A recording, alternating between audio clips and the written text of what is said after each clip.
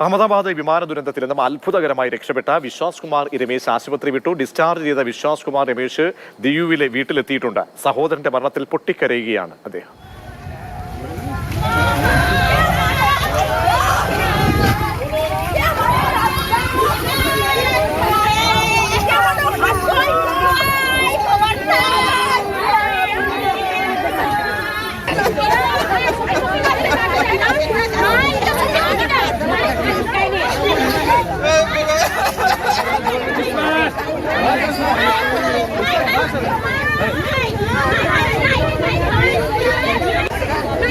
ബാലഗോപാൽ ചേരുന്നുണ്ട്. ബാലു, അത്ഭുതകരമായി സ്വന്തം ജീവൻ രക്ഷപ്പെടുത്താനാകുമ്പോൾ നാട്ടിലേക്ക് എത്തുമ്പോൾ വലിയ വേദനയാണ് അഭിമുഖീകരിക്കേണ്ടി വരുന്നത് വിശ്വാസിന്.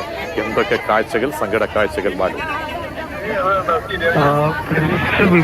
അഹമ്മദാബാദ് വിമാന അപകടത്തിൽ നിന്ന് അത്ഭുതകരമായി രക്ഷപ്പെട്ട വിശ്വാസ് കുമാർ രമേശ് ഇന്ന് രാവിലെയാണ് ആശുപത്രി വിട്ടത്.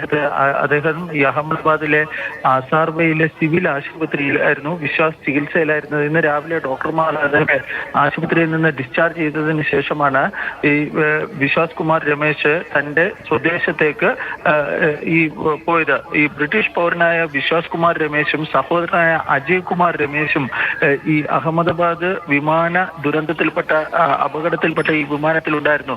ഈ അപകടത്തിൽ രക്ഷപ്പെട്ട ഏക വ്യക്തി വിശ്വാസ് കുമാർ രമേശ് ആയിരുന്നു. അദ്ദേഹത്തിന്റെ സഹോദരൻ അജയ് കുമാർ രമേശ് ഈ അപകടത്തിൽ മരിച്ചിരുന്നു. ഈ അജയ് കുമാർ രമേശിന്റെ ഈ ശവസംസ്കാര ചടങ്ങുകൾ ഇന്നായിരുന്നു നടന്നിരുന്നത്. ഇന്ന് ഡിയുവിലെത്തിയ അദ്ദേഹം ഈ സ്വന്തം വീട്ടിലെത്തുകയും അവിടെ ഈ ചടങ്ങുകളിൽ പങ്കെടുക്കുകയും ചെയ്തു. ഏതായാലും വളരെ നിർഭരമായ ഈ കാഴ്ചകളായിരുന്നു ഈ വിശ്വാസ് കുമാർ രമേശിന്റെ ഈ ഡിയുവിലെ വസതിയിൽ ഇന്ന് കാണാൻ വേണ്ടി കഴിഞ്ഞത്. സഹോദരൻ ഈ അജയ് രമേശിന്റെ വേർപാടിൽ ഈ വിശ്വാസ് കുമാർ രമേശ് പൊട്ടിക്കരയുകയായിരുന്നു. അദ്ദേഹം തുടർന്ന് ഈ സംസ്കാര ചടങ്ങിലുമൊക്കെ പങ്കെടുക്കുകയും അവിടെ ഞാൻ നേരത്തെ പറഞ്ഞതുപോലെ തന്നെ അതിവൈകാരികമായ പല രംഗങ്ങൾക്കുമാണ് അവിടെ ഉണ്ടായിരുന്ന നാട്ടുകാരും മറ്റും സാക്ഷ്യം വഹിക്കുകയും ഒക്കെ ചെയ്തത്.